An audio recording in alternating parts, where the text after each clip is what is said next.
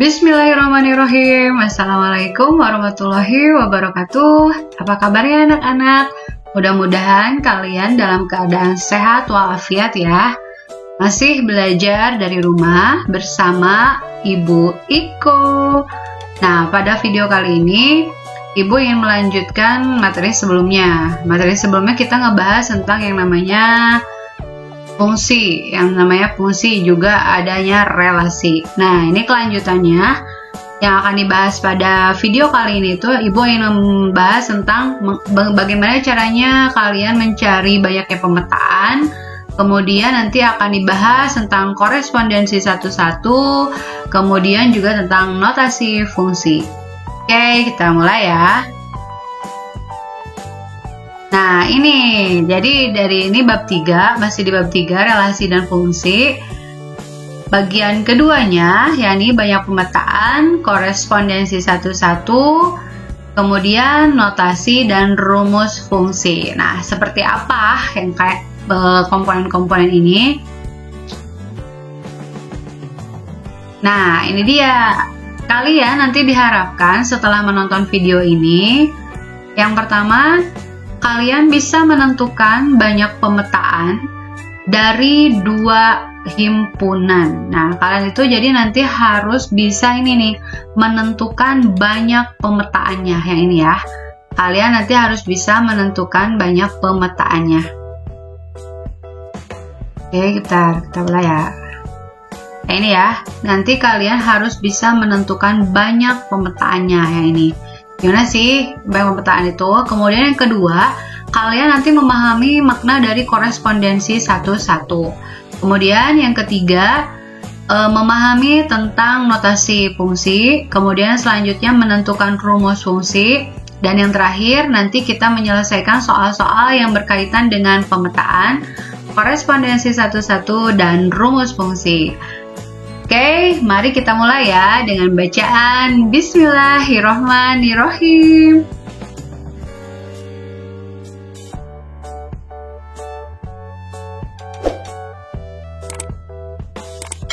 Nah, bagaimana sih cara menentukan pemetaan itu? Nah, kira-kira gimana ya? Apa sih pemetaan itu? Sebelumnya kita udah ngebahas pemetaan itu apa. Nah, sekarang bagaimana menentukan banyaknya pemetaan itu? Nah, kita mulai dari contoh ya. Misalkan ada contoh nih. Yang pertama ada himpunan A. Ini himpunan A. Himpunan AA ini, nah ini, himpunan A ini ada 1, 2, 3. Berarti dia N-nya itu ada 3 buah kan. Nah, kemudian ini ada himpunan B. Himpunan B itu terdiri dari A sama B. Nah, kalian nanti akan menghitung banyaknya pemetaan. Nah, yang pertama, misalnya kita gini. Oke. Kita petakan nih yang pertama. Yang pertama misalkan memetakannya semuanya ke A ya. Nah, misalnya ke sini, ini ke sini. Kemudian ini juga ke sini. Kemudian ini ke sini. Ini yang pertama. Oke, ini yang ke-1. Kemudian next, kita buat lagi. Misalkan yang kedua semuanya kita ke B misalkan. Nah, oke, kita tarik garis ke sini ya. Kemudian ini juga tarik ke sini, kemudian ini juga tarik ke sini. Oke, ini yang kedua ya. Next, kita bikin lagi nih. Jadi jangan ada yang sama. Yang ke-1, ke-2 itu tidak boleh terulang. Nah, oke, misalkan ini yang ketiga. Misalkan yang ketiga si 1 sama 2 ke A. Nah, gini. Tapi yang 3-nya ke B, misalkan. Beda kan? Beda kan ya, dengan 1 sama yang 2 ini beda. Kemudian kita buat lagi. Misalkan yang keempat itu kita, tadi kan satunya udah ke A ya. Si 1 misal kita ke B. Nah, ke sini. Si 3 juga ke B, misalkan ke sini. Nah, yang 2 ini misalkan ke A. Beda kan ya? Berarti ini yang keempat. Oke, kita buat lagi yuk. Nah, misalkan ini yang kelima. Yang kelima, misalkan tadi 2 belum ke B ya. Misalkan ini, si 1 ke A, nah ke sini ya. Kemudian, misalkan 2 udah ke B belum? Nah, 2 ke B, nah ini. Terus, misalkan ini 3-nya juga ke B. Nah, ini belum ya. Ini yang kelima. Oke, ini yang kelima. Kita buat lagi. Sekarang misalkan yang keenam. Nah, yang keenam itu misalkan si satunya ke A, misalkan ya. Si si 1 ke A, si 3 ke A, si 3 ke A. Nah, ke sini. Ini udah belum di yang lainnya? Belum ya. Nah, si 2-nya misalkan ke B. Nah, ini masih boleh nih. Oke, ini misalnya nih yang ke 6. Next, masih ada. Kita buat lagi. Si 1-nya kemana ya? Misalkan 2 sama 3-nya ke A. Oke, 2 sama 3 kita ke A. Ini udah belum ya? 1-nya ke B. Kita cek. Ada nggak yang seperti ini? Nah, belum ada. Ini yang ke-7 ya. Nih, belum ada. Kemudian, misal lagi. Buat lagi. Misalkan yang terakhir, yang 3-nya ke A. Nah, yang 3 ke A. Si 1 sama 2-nya ke B. Ada nggak? Belum ada ya. Oke. Nah, kalian itu harus memetakan sampai nanti itu tidak ada yang terulang. Nah, ini yang ke-8. Oke. Ini bisa lagi nggak Bu dipetakan lagi? Udah habis. Kalau misalkan nanti juga dipetakan, nanti akan mengulangi. Misalkan kalian akan buat lagi kayak gini. Kan ini udah dari ke-1 ya. Nah, berarti ini yang ke-8. Nah, berarti lihat, banyak pemetaannya itu kita hitung. Di sini ada berapa? 1, 2, 3, 4, 5, 6, 7, kemudian 8. Nah, ini ada 8 pemetaan. Nah, dari tadi kita udah memeta-metakan dengan menggunakan diagram panah. Ternyata ada 8 pemetaan. Nah, kita lihat ya. Banyak pemetaan dari himpunan A ke B. Nah, lihat ini, oke. Dari himpunan A ke B. Harap dilihat dulu ya, jangan ketukar. Jadi nanti bisa aja soal itu dari B ke A. Jadi nggak boleh ketukar. Kalau ini, lihat, dari A ke B ya. Harap diingat. Jadi kalau misalkan ininya nanti pembahas soalnya dari B ke A, dibalik. Nah, rumusnya itu, ini lihat nih, kalau dari himpunan A ke himpunan B, berarti NB dipangkatkan dengan NA. Bu, N ini apa sih? Jumlah himpunan ya, jumlah himpunan B. Jadi banyaknya anggota di B. Dipangkatkan dengan NA. Nah, ini keterangannya, NA itu jumlah anggota himpunan di A, sedangkan MB itu adalah jumlah anggota himpunan di B. Oke, udah paham ya? Bu, kalau misalkan dari B ke A gimana? Nah, misalkan di sini itu dari B ke A. Misalkan di sini itu dari B ke A. Nah, dari B ke A. Berarti tinggal gini aja, dibalik aja rumus ini. Berarti NA pangkat dengan NB. Oke? Berarti jumlah anggota di A dipangkatkan dengan jumlah anggota di B. Nah, kita lihat nih. Contoh. Misalkan dia itu ada himpunan A, 1, 2, 3, 4, kemudian himpunan B-nya itu ada A sama B. Kita nggak mungkin kan untuk misalkan dalam soal PG, menuliskan banyak pemetaan kayak tadi Ibu yang diagram panah banyak banget kan. Nah, kalian udah punya rumusnya nih tadi. Nah, karena dia itu dari himpunan A ke himpunan apa? B, oke, jangan ketukar. Nah, kita ini dulu, tulis dulu di sini, diketahuinya apa di sini? Nah, diketahui misalkan di situ NA kan? Nah, NA. Kita lihat NA-nya berapa? Ada berapa jumlah anggotanya? Ada 4 buah kan? Berarti 4. Nah, NB sama dengan NB berapa? 2. Oke. Nah, tadi rumusnya itu apa? NB dipangkatkan dengan NA. Paham ya? Kalau dari A ke B berarti NB pangkat NA. Nah, NB-nya tinggal substitusikan. NB-nya berapa? 2. Kemudian NA-nya berapa? 4. Berarti 2 pangkat 4 itu kan artinya 2 dikali 2, dikali 2, dikali 2. Sebanyak 4 kali ya. 2 kali 2, 4, kali 2, 8, kali 2, 16. Nah, berarti soal ini itu memiliki 16 pemetaan. Oke, udah paham ya? Kita lihat. Nah, ini dia. Apa itu korespondensi 1-1? Korespondensi 1-1 itu apa sih ya? Kita lihat di sini. Nah, korespondensi 1-1 dari himpunan A ke himpunan B adalah fungsi yang memetakan setiap anggota pada himpunan A. Jadi fungsi yang memetakan setiap anggota pada himpunan A tepat 1 anggota. Lah, ini harus digarisbawahi nih, tepat 1 anggota ke himpunan B. Jadi nggak boleh bercabang. Harus tepat satu anggota dan tak boleh bercabang. Dan juga sebaliknya. Nah, ini ada kata-kata juga sebaliknya. Jadi si B juga harus tepat satu. Nah, kita lihat ya. Oke, nah manakah yang merupakan korespondensi satu-satu? Kita lihat gambar berikut. Ini gambar yang pertama, yang ini. Ini gambar yang pertama ya, yang ke satu ya. Kita lihat, ini tepat satu nggak? A ke B punya nih pasangan. Ini juga punya pasangannya, ini punya pasangannya. Semuanya dapat pasangan satu. Berarti benar. Ingat kata ibu, nggak selingkuh itu loh ya. Jadi nggak banyak temennya. Jadi dia punya masing-masing satu. Oke, ini benar ya. Nah, kemudian yang ini berarti ini benar ya. Ini korespondensi satu-satu. Kemudian yang kedua ini lihat. Ini punya pasangannya ini, kemudian yang ini ke sini, yang ini ke sini. Tepat kan masing-masing memiliki satu anggota. Oke, berarti juga korespondensi satu-satu.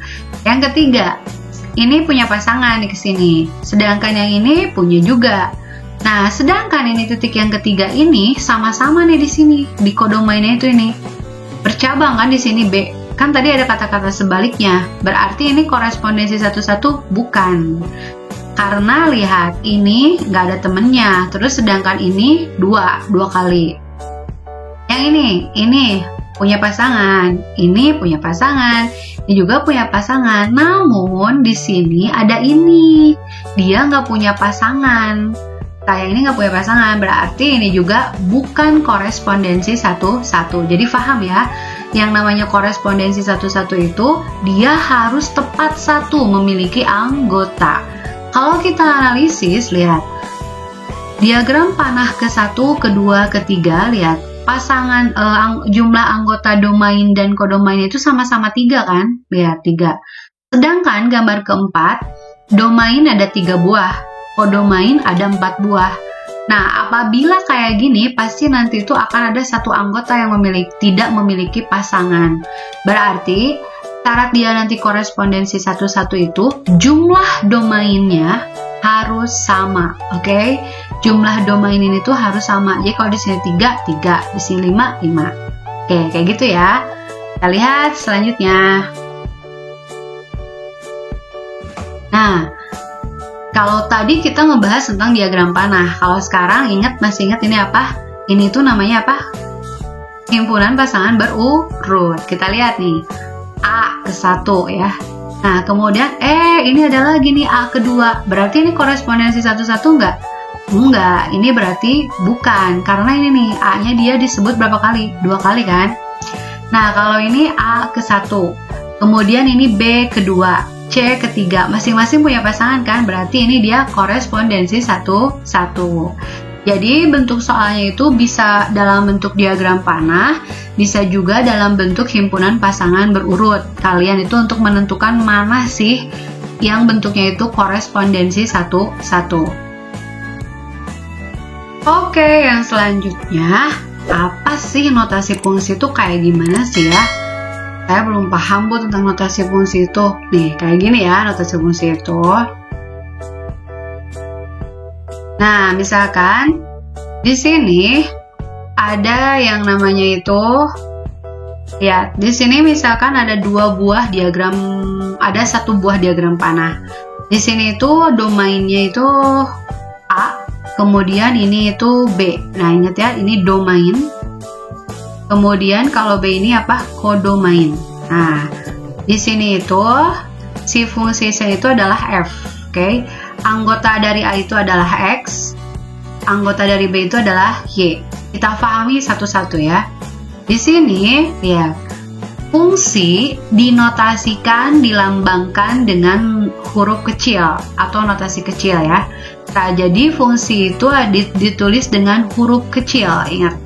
Nah, huruf kecil itu misalkan apa? Misalkan F, G, H, atau E, bebas sih hurufnya apa aja. Nah, jadi ini lihat nih. Jadi yang namanya fungsi itu harus huruf kecil. Yang pertama, paham kan? Kemudian, fungsi F. Nah, fungsi F yang memetakan himpunan A ke B dinotasikan sebagai berikut. Nih, kata-kata ini itu ditulisnya itu kayak gini. jadi F.2 A panah B. Artinya dibacanya itu apa? Fungsi F nih yang memetakan himpunan A ke B. Jadi penulisan ini tuh pembacaannya gini, fungsi F yang memetakan himpunan A ke B. Nah, selanjutnya fungsi F yang memetakan anggota. Nah, ini lihat, anggota. Himpunan A ke anggota himpunan B. Beda ya, kalau tadi kan himpunan A ke himpunan B. Berarti di sini penulisannya langsung nama himpunannya yang ini. Nah, sedangkan yang ini tuh anggota, ada kata-kata anggota. Jadi nulisnya itu bukan lagi A sama B, bukan nama himpunannya, tapi nama anggotanya. Berarti F, nah memetakan ini anggotanya kan X ya. Nah, di sini X, berarti F.2 X panah Y. Nulisnya itu ya. Cara membaca itu fungsi F yang memetakan anggota himpunan A ke anggota himpunan B. Nah, yang terakhir Y. Di sini itu biasa itu nanti kalian tuh mencari Y, yaitu adalah sama dengan Fx. Nah, dia itu merupakan bayangan dari X. Nah, biasanya penulisan bayangan itu Y sama dengan Fx ya. Jadi ingat, ditulisnya dengan notasi kecil. Nih, kalau menulis himpunan A ke himpunan B kayak gini nulisnya. Kalau nulis anggotanya, tinggal sebutkan saja anggotanya Fx. Di sini tuh X memetakan ke Y. Kemudian yang terakhir bayangannya itu berarti Y sama dengan Fx. Biar lebih paham, kita coba soal berikut ya. Nah, misalkan ini, lihat. Di sini contoh diketahui F X, lihat F di sini X ya, 4X dikurangi 1. Tentukan. Nah, yang pertama itu kalian harus menentukan rumus fungsi. Ya, rumus fungsi. Kita misalkan yang ini di sini. Yang pertama itu kalian tuh harus menentukan rumus fungsinya. Yang ini ya. Nah, yang ini bagaimana sih menulis rumus fungsi ini? Ya udah, penulisan ini itu berarti kalau rumus fungsi berubah menjadi Fx. Lihat, F dalam kurung X sama dengan 4X dikurangi 1. Paham kan? Lihat, yang asalnya titik 2 berarti jadi Fx panah menjadi sama dengan 4X dikurangi 1. Ya, jadi ini penulisan rumus fungsi. Nah, yang selanjutnya kalian harus menentukan bayangan dari 5.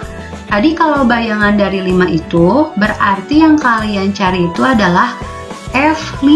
Nah, ini F5. Nah, lihat, kalau di sini Fx berarti di sini kan 4x. Kalau di sininya F5 berarti ya udah x-nya tinggal diganti dengan apa? 5 kan? Berarti 4 dikali 5 dikurangi 1. Ya, paham ya? Kalau di sini x, x. Berarti kalau di sini 5 ya udah ganti x-nya sama 5. 4 dikali 5 hasilnya berapa? 20 kan? Dikurangi 1 sama dengan berapa? 19. Nah, ini berarti bayangannya itu sama dengan 19. Ada juga yang menyebutkannya itu biasanya nggak bayangan. Bisa juga gini, nilai dari F negatif 2. Sama, hampir sama dengan yang tadi yang kedua, berarti F negatif 2 sama dengan sama. Asalnya itu kan 4x, berarti tinggal ganti. F dikali negatif 2 dikurangi 1. Berarti negatif 8 dikurangi 1, berarti negatif 9. Kayak gini ya, paham? Paham semuanya, mudah-mudahan kalian mengerti apa yang ibu sampaikan ya. Nah, kita latihan soal biar lebih jago lagi ya. Kita mulai ya. Nah, yang pertama di sini. Tadi ngebahas tentang pemetaan. Ingat rumus pemetaan itu apa ya? Nah, kalau lihat tadi itu kan rumusnya itu NB pangkat NA. Ini kalau dari apa? Kalau dari A ke B. Tapi lihat di sini, banyak pemetaan yang mungkin dari B dulu nih, dari B ke A. Berarti ini tinggal ditukar ya. Nah, berarti di sini diketahui NA-nya dulu. NA-nya berapa? Ada berapa buah? Berapa buah? 1, 2, 3. Berarti ada 3 buah ya. NB NB-nya itu ada berapa buah? Ada 2 ya, 1, 2 buah kan, berarti 2. Nah, yang ditanyanya itu adalah dari B ke A. Berarti kalau dari B ke A, berarti NA pangkat apa? NB ya. Jangan sampai ketukar ya. NA itu 3 kan? NB itu 2. Berarti sama dengan berapa? 9. Kayak gitu. Sangat mudah kan? Kita lanjut soal yang berikutnya. Nah, berapakah banyaknya korespondensi satu-satu yang mungkin terjadi dari himpunan? Nah, lihat. Tadi masih ingat syarat korespondensi satu-satu itu jumlah himpunannya itu ya, anggota himpunannya harus sama. Kita lihat nih. 1, 2, 3, 4. Ini juga apa? 1, 2, 3, 4. Berarti lihat. NP berapa NP? NP 4 ya. Kemudian NQ berapa? 4. Nah, kalau korespondensi satu-satu, kalau dia itu sama-sama udah sama jumlahnya, berarti dia memenuhi syarat korespondensi satu-satu ya. Nah, ini syarat korespondensi satu-satu. Nah, berarti cara menghitungnya berarti tinggal n faktorial. Bu, n faktorial itu apa? Berarti lihat n faktorial. N faktorial itu berarti n, mulainya itu n dulu, kemudian dikali dengan n dikurangi 1 dulu, kemudian n dikurangi 2, kemudian n sampai nanti itu sampai 3 kali 2 kali 1. Nah, berarti di sini 4 faktorial. Jadi 4 turun 1 dan setelah 4 berapa? 3 kan? Kemudian kurangi lagi 1, 2. Kurangi lagi 1 kan? Jadi sampai endingnya itu sampai di 1. Nah, kayak gini. Kalau 5 faktorial berarti 5, 4, 3, 2, 1. Karena di sini 4 faktorial berarti 4 kali 3 kali 2 kali 1. Jadi ini tuh pengurangannya dari sebelum ya. 4 kali 1, 3. Tinggal kaliin sekarang. 4 kali 3, 12 kan? 12 kali 2, 24. Nah, kayak gini. Nah, ini untuk menentukan banyaknya korespondensi satu-satu. Yang selanjutnya, kita lihat ya. Diketahui rumus fungsi. Nah, ini udah rumus fungsi, Bu. Oh iya gitu, Bu, udah rumus fungsi. Sudah kan? Di sini soalnya udah bentuknya apa nih? Udah bentuknya itu ini fx. Nah, ini udah bentuk rumus fungsi. Jika f4 sama dengan p, maka nilai p adalah, nah, di sini tuh diketahui nih, jika f4 sama dengan p. Nih, diketahui tadi f ini ya, fx kan? Berarti ya udah, berarti di sini f4 sama dengan p. F4 itu apa? F4 itu berarti, ini kan saya fx ya, 4 dikurangi 3x. Berarti kalau F4 x-nya tinggal diganti sama apa? Sama 4 kan ya. Berarti 4 dikurangi 3x sama dengan P. Nah, di sini tuh x-nya ganti. Sama dengan ganti. Berarti 4 dikurangi 3 kali 4 sama dengan P. 4 dikurangi 3 kali 4 berapa? 12 kan? Sama dengan P. 4 dikurangi 12 sama dengan negatif 8 sama dengan P. Nah, kayak gini. Berarti sama-sama aja, kalian tuh sama kayak tadi mencari bayangannya. Nah, berarti kalau F4 sama dengan P, tinggal tulis dulu si persamaannya ini, si fungsinya ini. Tulis dulu sini, lalu ganti substitusi X-nya sama 4, nanti kalian akan nemu nilai P-nya. Kayak gitu ya, itu soal yang tentang rumus fungsi. Nah, gitu anak-anak, sudah paham ya? Tadi Ibu sudah membahas tentang bagaimana cara menentukan banyaknya pemetaan. Tadi rumusnya apa? Kalau ditanyanya dari A ke B, berarti NB dipangkatkan dengan NA. N itu jumlah anggota B dipangkatkan dengan jumlah anggota A. Oke. Yang kedua, tadi mau membahas apa? Yang kedua, tadi Ibu membahas tentang korespondensi satu-satu. Korespondensi satu-satu itu, ingat syaratnya, domain A-nya itu sama domain B-nya itu harus sama. Sehingga nanti memiliki satu pasangan masing-masing. Jadi nggak ada yang jomblo istilahnya ya, nggak ada yang punya pasangan. Jadi semuanya punya pasangan. Kemudian, Tadi yang ketiga Ibu membahas tentang rumus fungsi. Jadi rumus fungsi itu kalau ditanya rumus fungsi berarti nulisnya itu jadi fx sama dengan. Kemudian kalau ditanya bayangan berarti tinggal disubstitusikan saja nilai x-nya. Kayak gitu ya. Tadi juga Ibu udah menjelaskan ada beberapa soal juga. Nah, mudah-mudahan kalian nanti belajar di rumah, kerjakan PR-nya, kerjakan tugas dari sekolahnya, kerjakan modulnya. Nah, bisa mengikuti dari penjelasan Ibu tadi. Mudah-mudahan kalian gak puas ya, sehingga kalian nanti bisa mencari lagi soal-soal yang lebih hebat lagi. Jadi biar belajar lagi di rumah. Nah, semoga ini membantu untuk kalian. Dan jangan lupa ini tolong bagikan ke teman-teman kalian biar sama-sama belajar. Jangan lupa belajar dari rumah, tetap semangat. Wassalamualaikum warahmatullahi wabarakatuh.